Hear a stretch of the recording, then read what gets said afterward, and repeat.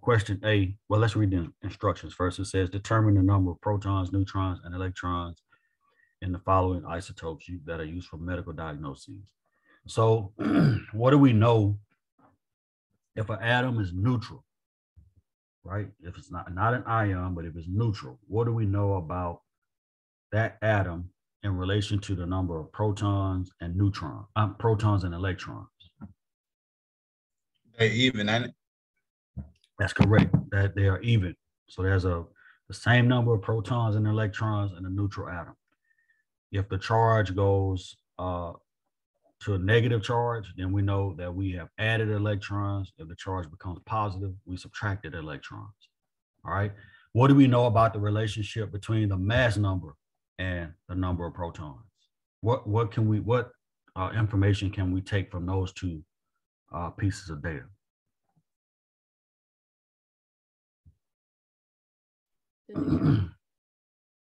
If we know the mass number and the atomic number, what can we get from that? The neutrons. Speak up a little bit. I heard you, and you're right. The neutrons. We all need to hear that. The number of neutrons. All right. So that's what all this question is asking.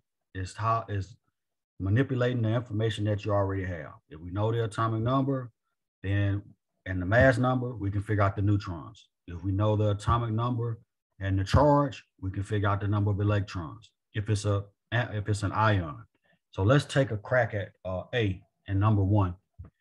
And it says the atomic, and we're going to go ahead and find the elements too. So if somebody wouldn't mind pulling up the periodic table, we're going to go ahead and find these elements and go ahead and write the symbols for them and everything. So atomic number of 9, mass number of 18, charge of -1. So if it has an atomic number of 9, how many protons does it have? Because the atomic number never changes. The mass number can change, the charge can change, but the atomic number won't ever change. So what does the atomic number tell us? Protons. The number of protons. So this element has 9 protons. Remember, you can move neutrons, you can lose neutrons, add neutrons, you can lose electrons, add electrons, but you don't touch protons. All right. So 9 protons, it has a mass number of 18. What does that mean?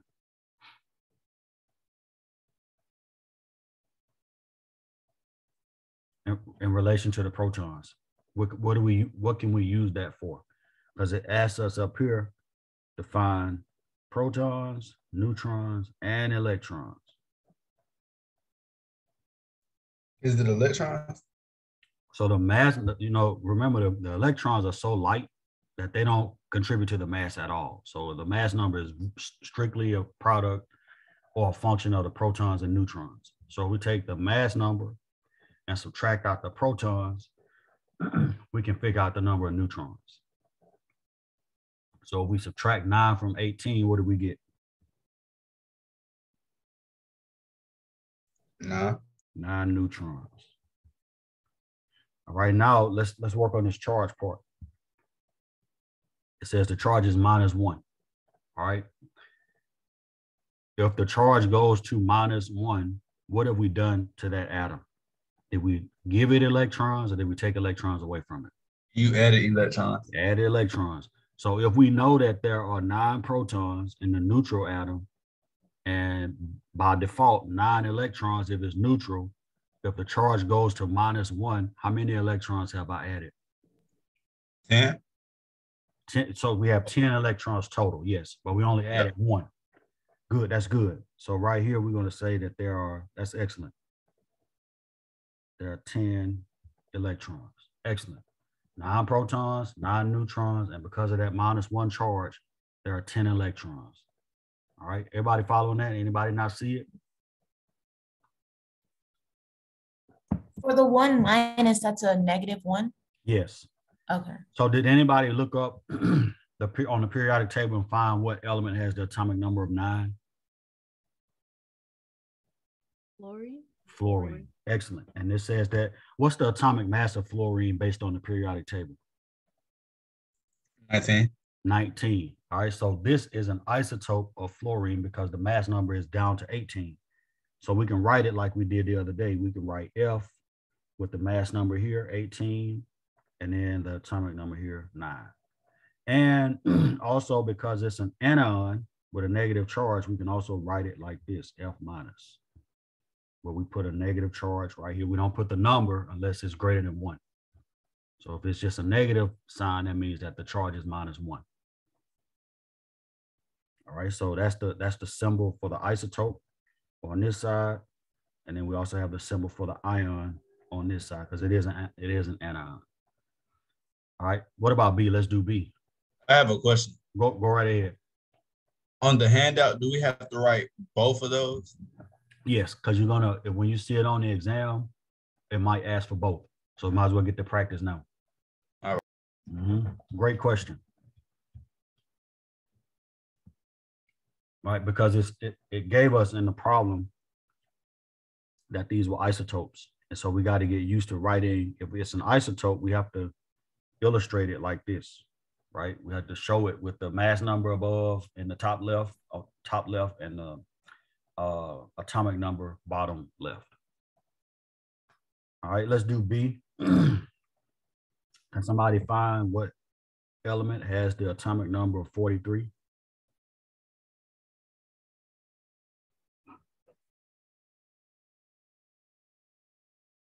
Let me pull up my periodic table too.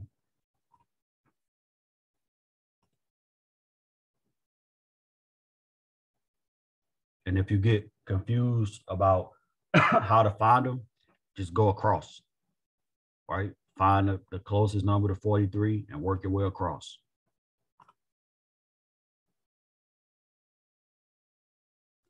I'm sorry. I've been trying to look for the recitation to fill it in for a good little minute. I didn't want to X until I look for it, but I don't see it. You mean to tell me you ain't look for it yesterday when I sent the announcement? Shame on you. Shame on you. It's in the chat. Are you on your phone or are you on your computer? I'm on my phone. See, that's what it is.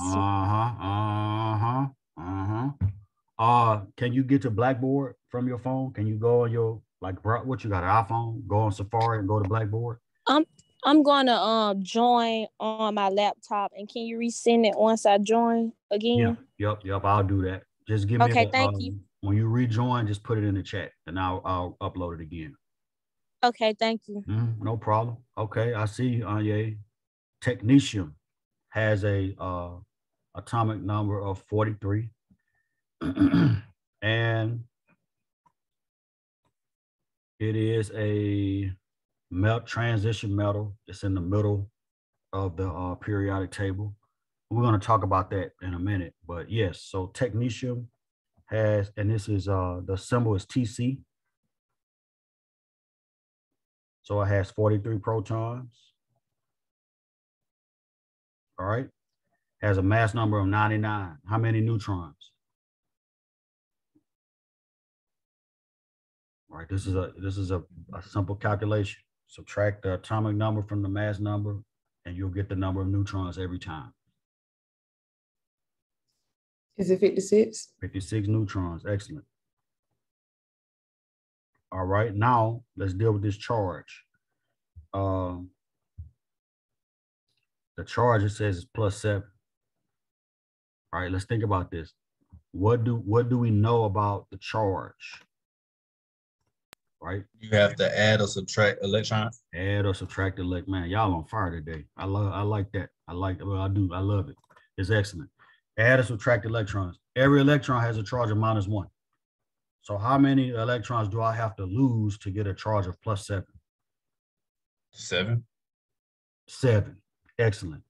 So if the atomic number is 43, and I have a charge of +7, and under neutral conditions, 43 means protons and electrons.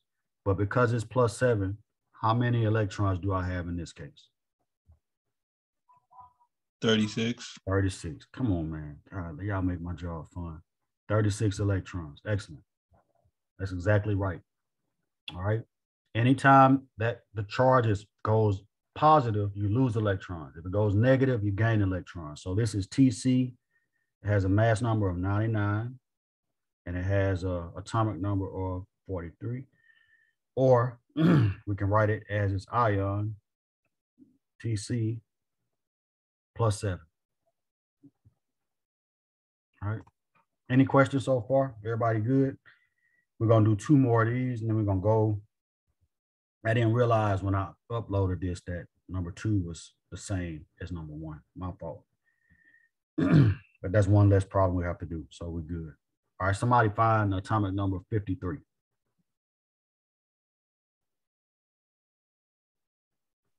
Iodine. Iodine. Why you so quiet? Be confident. Be bold about that. Iodine. All right. So the symbol is I from the periodic table. And the mass number is 131. How many neutrons? We know it's 53 protons. How many neutrons? 78. Say again. 78. 78. Come on with it. 78 neutrons. And then the charge is -1. What does that mean? There's one more electron than there is proton. One more electron than proton. That's exactly right. That's exactly right. So this is how many electrons total here? We got 53 protons. 54. 54 electrons. Fire, fire, fire. That's great. All right, let's do the last one. I need a volunteer. Somebody just, cause y'all feeling this. So I'm gonna let it turn it over to somebody. Just unmute and help and tell us what somebody can find the symbol on the periodic table. 81 is the atomic number. So just look for that number on the periodic table. And then somebody tell us the number of protons, the number of neutrons, and somebody tell us the number of electrons.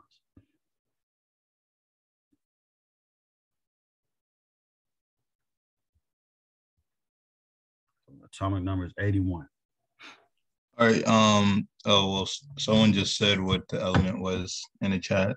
Go ahead. You can say it. I see Naja. Thank you, Naja. Go ahead. But you can It was thallium. Thallium. Good. So the symbol for thallium is TL. All right. And it has a mass number of, I didn't do this one up here, 131 and 53. And this has a mass number of 201 and 81 as the atomic number. Hold up, let me fix that up.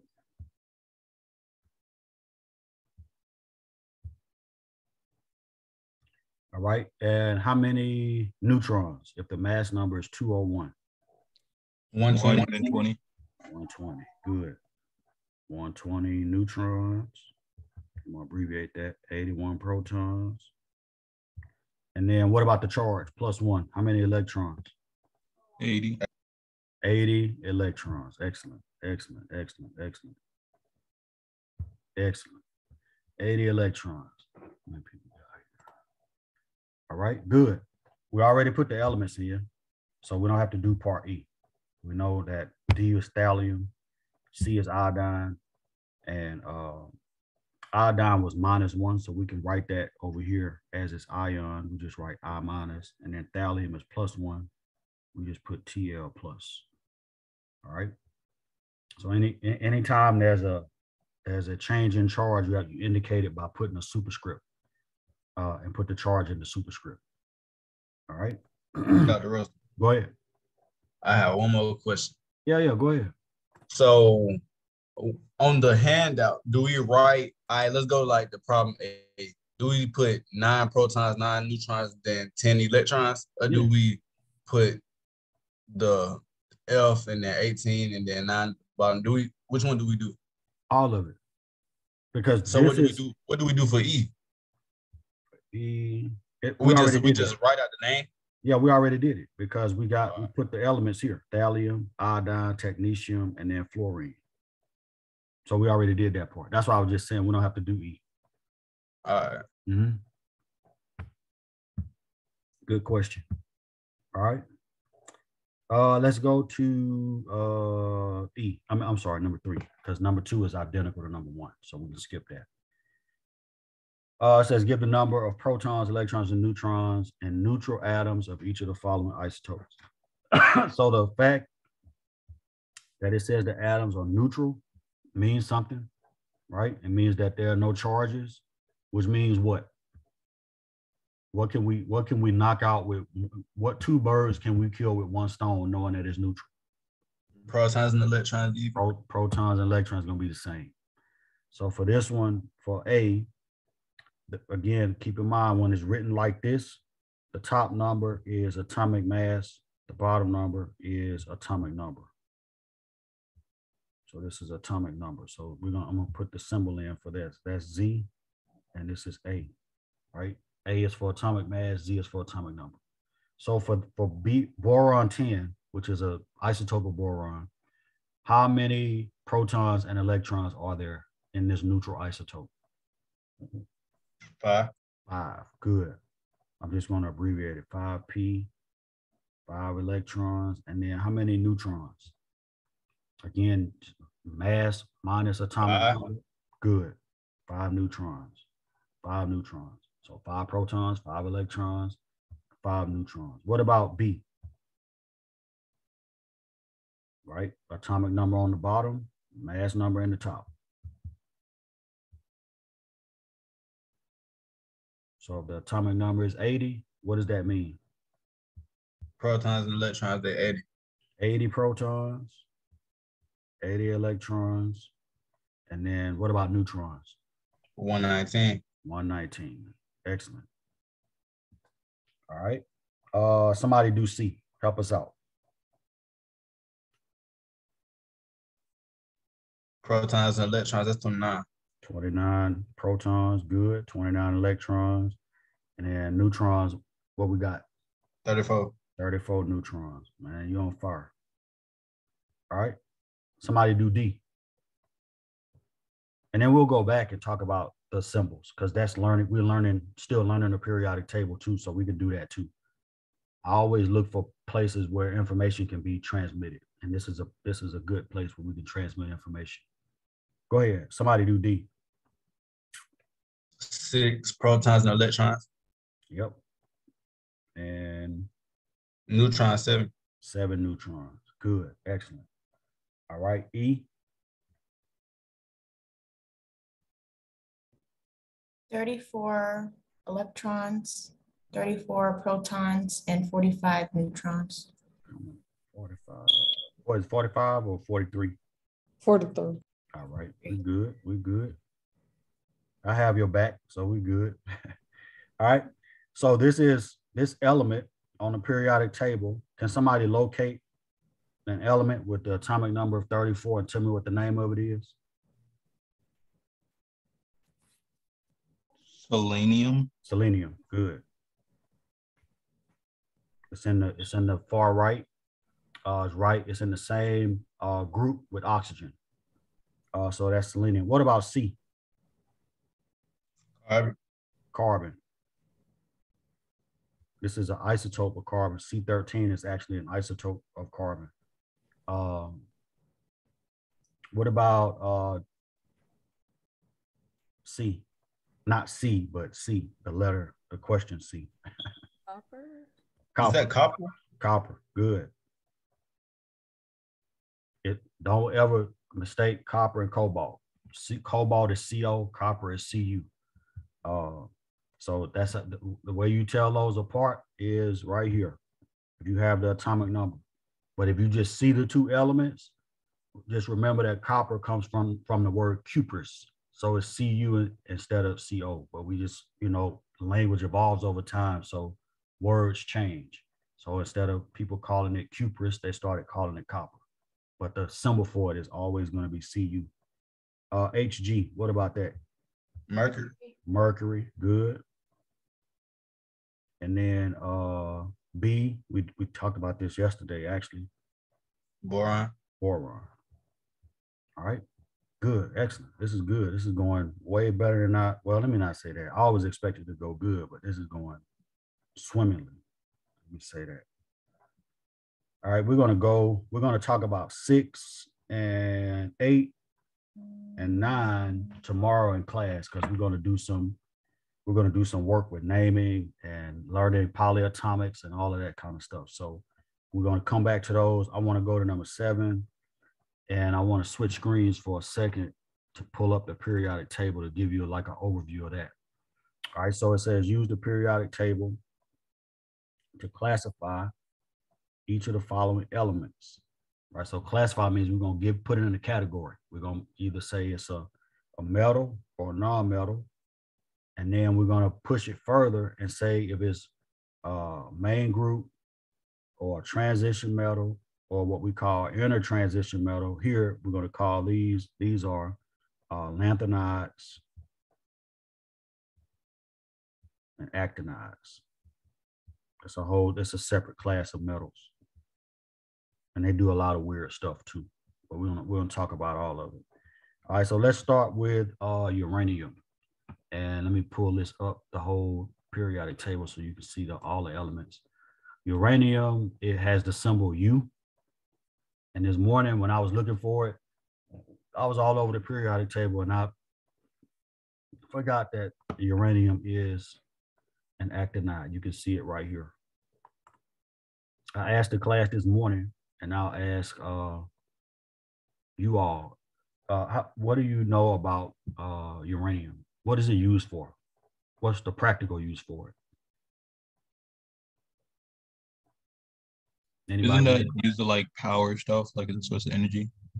Okay, it is. It is a source of energy in that it is radioactive.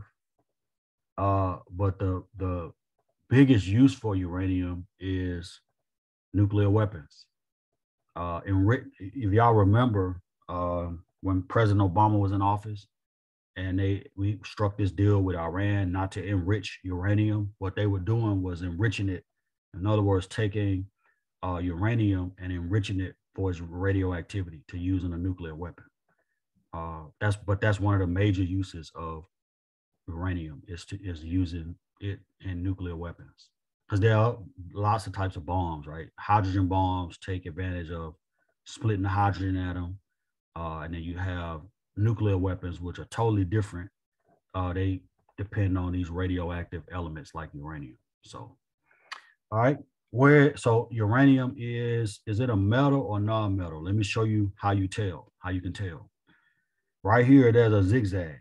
You see where boron is? So that's kind of a zigzag right here. So here, where these red elements are, anything to the left of that zigzag, anything to the left of that zigzag is a metal, right? So metals are known as for their ability to conduct electricity and their physical properties. So anything to the left of this zigzag right here, so here on down where those red elements are, anything to the left of that is considered a metal.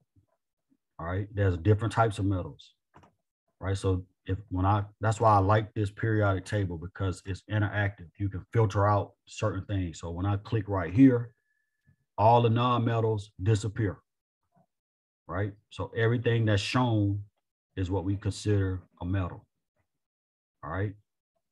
And then there are different types of metals. There are alkali metals, which is group 1, right? Alkaline earth metals, group 2.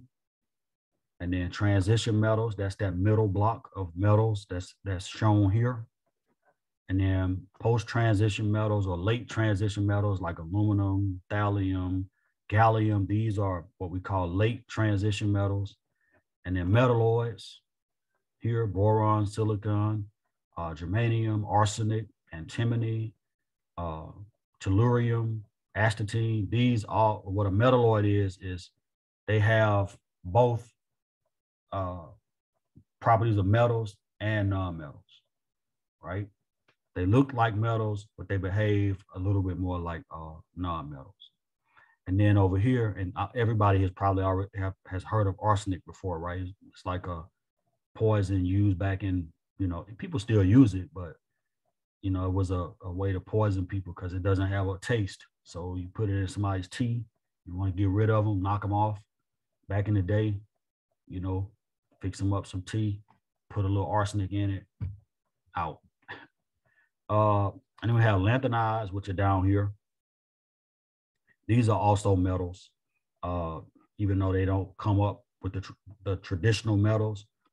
They are metals, and they have some really interesting properties. They are really great catalysts for certain types of reactions. And then actinides are the other set of metals down here, right? So lanthanides and actinides are in a special class. Some of them are synthetic, and some of them were discovered. All right. So all these, everything on this page is going to fall into one of these classes. It's going to fall into metal or non-metal, but then we could further classify it as a lanthanide or an actinide or a transition metal or a late transition metal or metalloid, so on and so forth. So let's do that. Let's go to uranium. I'm going to leave this up, so you'll have to fill it in. But uranium, you can see, is right here. What's the atomic number for uranium?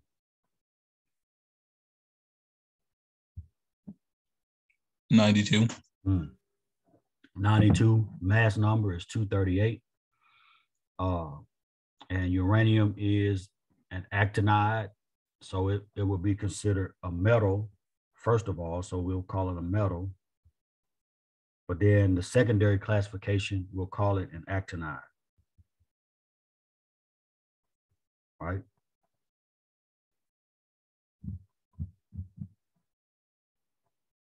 All right. Let's do bromine. Let's find bromine. Let me pull up everything back up here. So bromine is a halogen. It's over here in group 7, right? Fluorine, chlorine, bromine, iodine, astatine, and I need glasses. All right, well, so bromine is here. Atomic number 79.9, atomic mass 79.9, atomic number 35. Is it on the left or the right of that zigzag that I showed you? Right. It's on the right.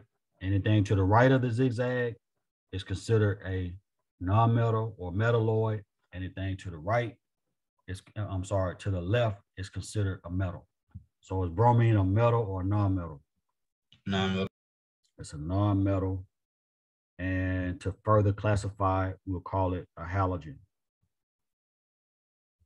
Right, that's the class of elements that it is. It's a halogen. Group 7. Anything in group 7 is a halogen.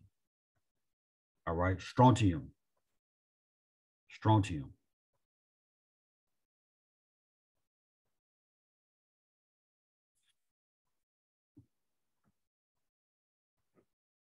You see it here, SR. And let me put the symbols in too. So this is U, this is BR, because we're still learning that too. Strontium is SR. So this is group 2. Group 1 is here. Lithium, sodium, potassium, rubidium, cesium, francium, right? And these are alkali metals. And then in group 2, these are alkaline earth metals. So strontium is a metal because it's to the left of the zigzag, but it's also an alkaline earth metal. So let's give it that. Let's call it that. So it's a metal. And then to further classify it, it's an alkaline earth metal.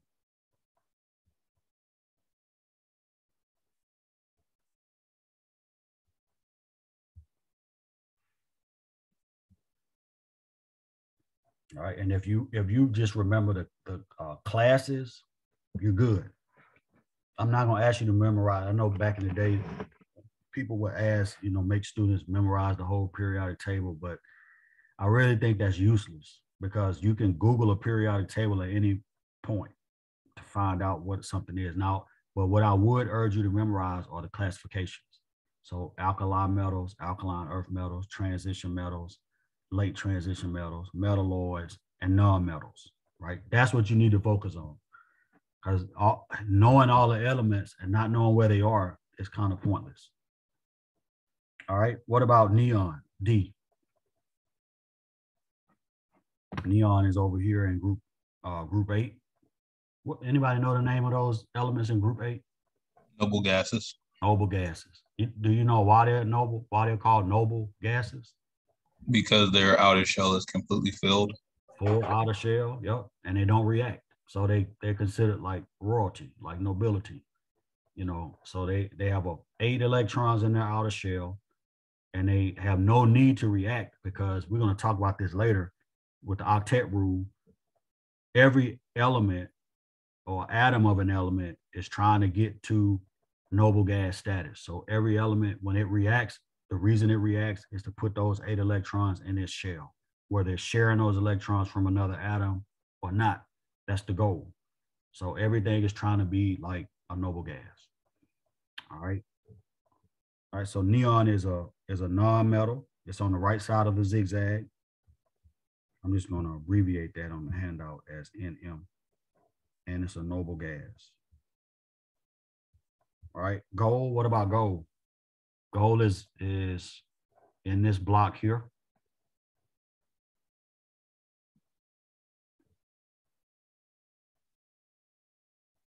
Right. Now there are some symbols that you should commit to memory. Like gold is one because it's common. You'll see it all the time. Silver is one.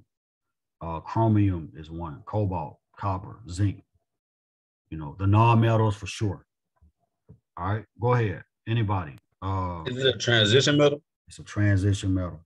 So it's a metal and it's a transition metal. Anything in that block between group 2 and group 3, anything in this block right here is going to be what we call a transition metal. And these are really, really versatile. They do a lot. Most of the times with transition metals, you use them for one or two things. You either use them for as catalysts, because they are great catalysts for reactions, or you use them to make what's called organometallic complexes, where you have a metal covalently bonded to carbon. But those are very versatile. All right, let's find rhodium. Rhodium is in this block as well. It's right here, right? So it's also what? A metal and what? Transition metal. And it's also a transition metal. Good. What about sulfur? It's to the right of the zigzag. Non-metal. It's a non-metal. Carbon, which is here. Group Same thing. Yep, non-metal. And then potassium, what about that one? That's over here, and it's an alkaline metal, group 1. So it's a metal. And then to further classify, it's an alkali metal. So familiarize yourself with the periodic table. I wouldn't, like I said, I'm not going to ask you to regurgitate it back to me or memorize all the elements, but you definitely need to familiarize yourself with the different segments, the alkali metals, alkaline earth metals, transition metals, lanthanides, actinides, late transition metals, metalloids, and then everything to the right of the metalloids is non-metal. All right. Let me go back to the handout, because we're going to work one of these problems with this, these isotopes, and then we're going to stop. I think we've done quite a bit today, because again, a lot of these problems, you know, you want to find ways to get the information across without having to lecture. So when we work through problems, it kind of makes that part easy, because I can just, you know, put you up on game on certain things, certain pieces of information that just come across in that problem. So we're gonna do, let's do this problem right here. All right, it says, and this is an average mass problem. So let's read it, because this is the #1 killer for students who take chemistry, is not being able to interpret what the question is asking. So it says the average atomic mass of some elements may vary depending upon the sources of their ores. Naturally occurring boron, so it's telling us that we're talking about boron. Naturally occurring boron consists of 2 isotopes with accurately known masses, B10, which is 10.0129, and B11, 11.00931.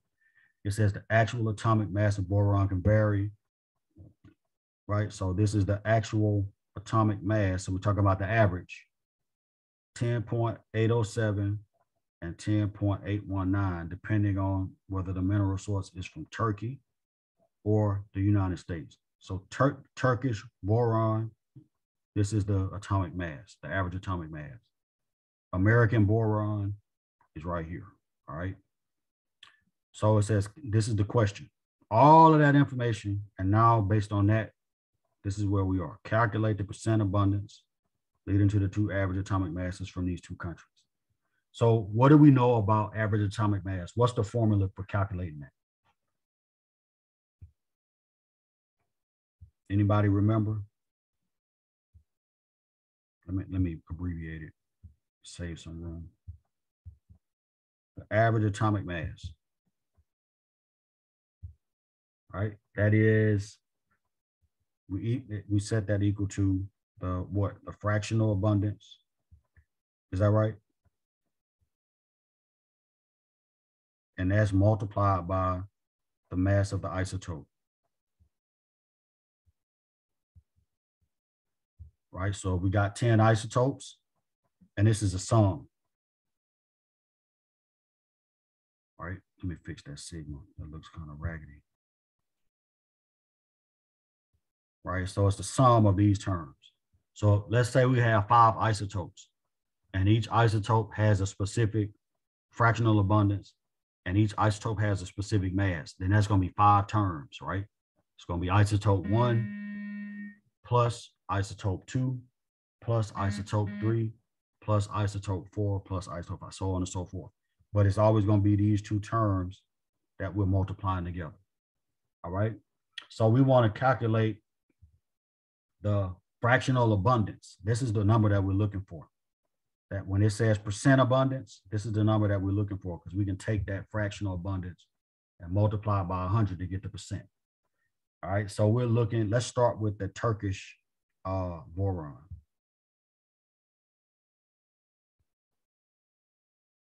All right, and it said that the Turkish boron had an average mass of 10.807. So the way we set this up is it's going to be, and I'm going to give you the generic version first. So it's going to be the fraction times isotope 1 mass plus same thing on this side, right? Fraction times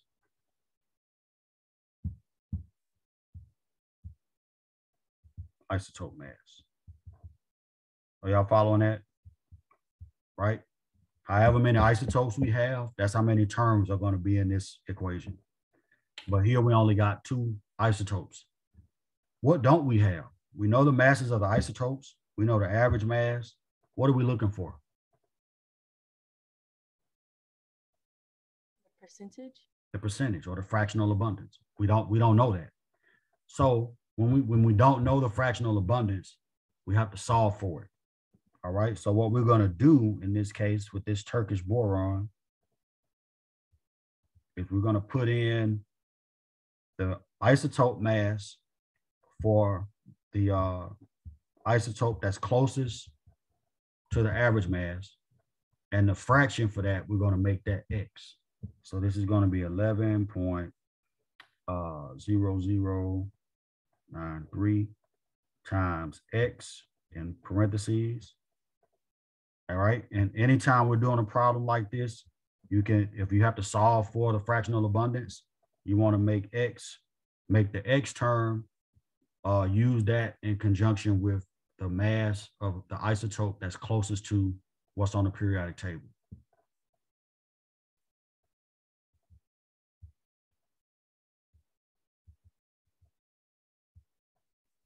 So closest to the average mass.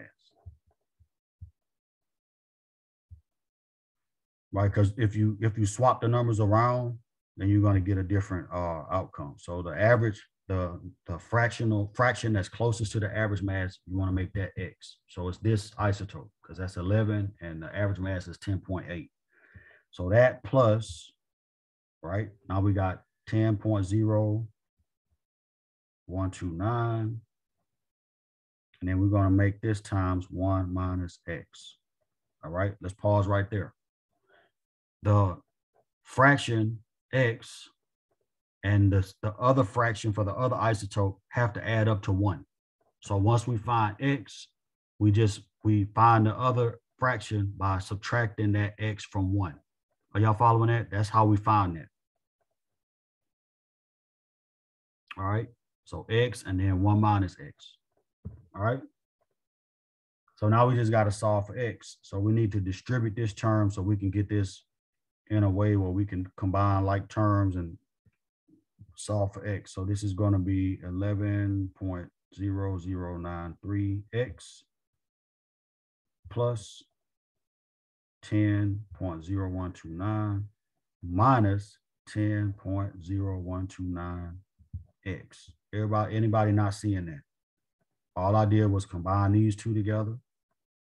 And then here I distributed that 10.129 through that equation, 1 minus X. Because again, your fractions have to add up to 1. So if I know one fraction, if I subtract that from 1, I can get the other fraction.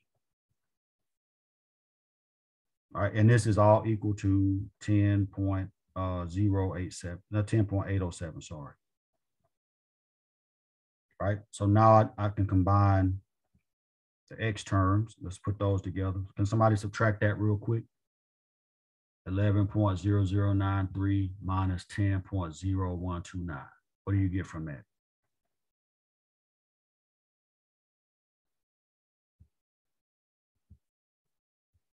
$0.99641. 996, excellent, 41 X plus 10.0129. So now I want to get the X term on one side and the numerical terms on the other side because I need to solve for X. So I'm gonna set this back equal to 10.807, and I'm just gonna subtract this from both sides. That's gonna cancel that, minus 10.0129. What do we get?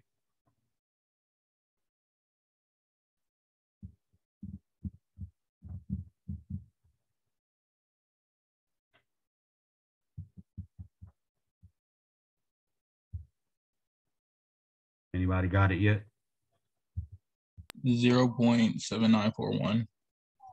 7, you got 7, yeah, 7.941. We're gonna set that equal to 0.9964X. All right. Now we can solve for X. How we do that? We gotta do a little math. All right. We just gonna divide both sides by that. Is that right?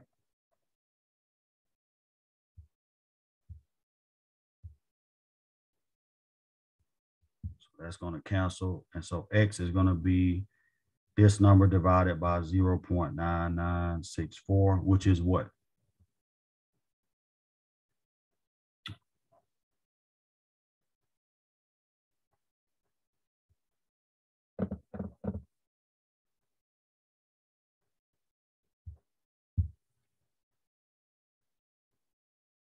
Anybody got it? 0.7969, or I guess you could put 0.797. Let's round it up to 797. 0.797 equals X.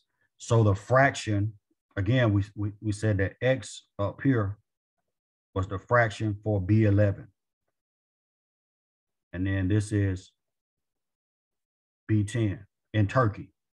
All right, so this is the boron 11 isotope fraction. And if we take that and multiply it times 100, that means that the fraction of boron 11 in the Turkish sample is 79.7% boron 11.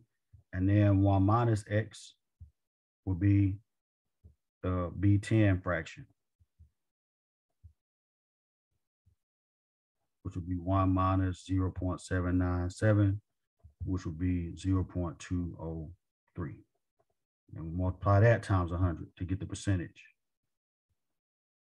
So that's 20.3% of the boron 10 isotope.